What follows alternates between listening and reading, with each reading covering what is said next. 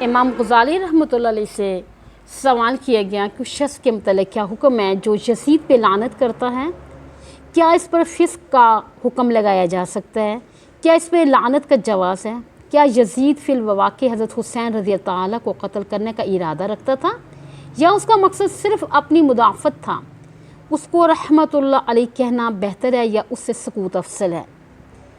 امام غزالی رحمۃ اللہ علیہ نے جواب دیا کہ مسلمان پہ لعنت کرنے کا قطعاً کوئی جواز نہیں ہے۔ جو شخص کسی مسلمان پہ لعنت کرتا ہے وہ خود ملعون ہے۔ رسول اللہ صلی اللہ علیہ وسلم نے فرمایا مسلمان لعنت کرنے والا نہیں ہوتا۔ علاوہ ازیں ہمیں تو ہماری شریعت اسلامیہ نے جانوروں تک پر لعنت کرنے سے روکا ہے، پھر کسی مسلمان پہ لعنت کرنا کس طرح جائز ہو جائے گا، جبکہ ایک مسلمان کی حرمت عزت حرمت کعبہ سے بھی زیادہ ہے، جیسا کہ حدیث نبی میں مذکور ہے۔ ابن ماجہ۔ اور یزید کا اسلام صحیح طور پر ثابت ہے۔ جہاں تک حضرت حسین رضی اللہ تعالیٰ کے واقعے کا تعلق ہے، اس بارے میں کوئی صحیح ثبوت موجود نہیں کہ یزید نے انہیں قتل کیا یا ان کے قتل کا حکم دیا، اس پر رضامندی ظاہر کیا۔ جب یزید کے متعلق یہ باتیں پایا ثبوت ہی کو نہیں پہنچتی تو پھر اس سے بدگمانی کیسے جائز ہو جائے گی؟ تو جبکہ مسلمان کے متعلق بدگمانی کرنا بھی حرام ہے۔ اللہ تعالیٰ نے فرمایا تم خواہ مخواہ بدگمانی کرنے سے بچو۔ بعض دفعہ بدگمانی بھی گناہ کے دائرے میں آ جاتی ہے۔ نبی صلی اللہ علیہ وسلم کا ارشاد ہے اللہ تعالیٰ نے مسلمان کے خون، مال، عزت و آبرو اور اس کے ساتھ بدگمانی کرنے والے کو حرام قرار دیا۔ جس شخص کا خیال ہے کہ یزید نے حضرت حسین رضی اللہ تعالیٰ کے قتل کو حکم دیا یا ان کے قتل کو پسند کیا، وہ پلے درجے کا احمق ہے۔ کیا یہ واقعہ نہیں کہ ایسا گمان کرنے والے کے یعنی کہ دور میں کتنے ہی اکابر وزراء اور سلاطین کو قتل کیا گیا، لیکن اس بات کا پتہ چلانے سے قاصر رہا کہ کن لوگوں نے ان کو قتل کیا اور کن لوگوں نے اس قتل کو پسند یا ناپسند کیا۔ اس حال میں کہ ان کے قتل اس کے بالکل قریب ہے، اس کے زمانے میں ہوئے یا ان کے خود انہوں نے یہ مشاہدہ کیا۔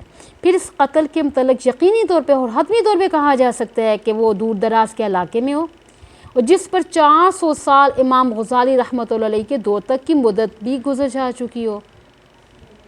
علاوہ ازیں سانب تعصب با گروہ بندی کی یعنی جو چڑھ گئی ہے بات، اور روایتوں کے انبار بھی لگائے جاتے ہیں جس کی بنا پہ اصل حقیقت کا سراغ لگانا یعنی کہ ناممکن ہے۔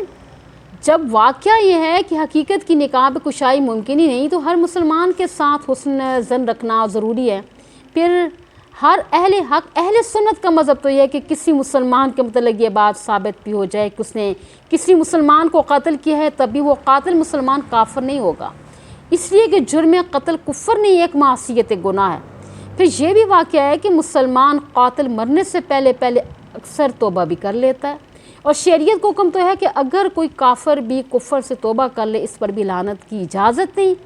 اور پھر یہ لعنت ایسے مسلمان کے لیے کیسے جائز ہوگی کہ جس سے مرنے سے پہلے جرم قتل سے توبہ کر لی ہو؟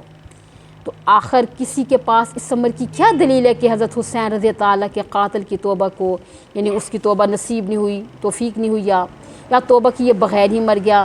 یعنی کہ اللہ کا در توبہ ہر وقت کھولا ہوا ہے۔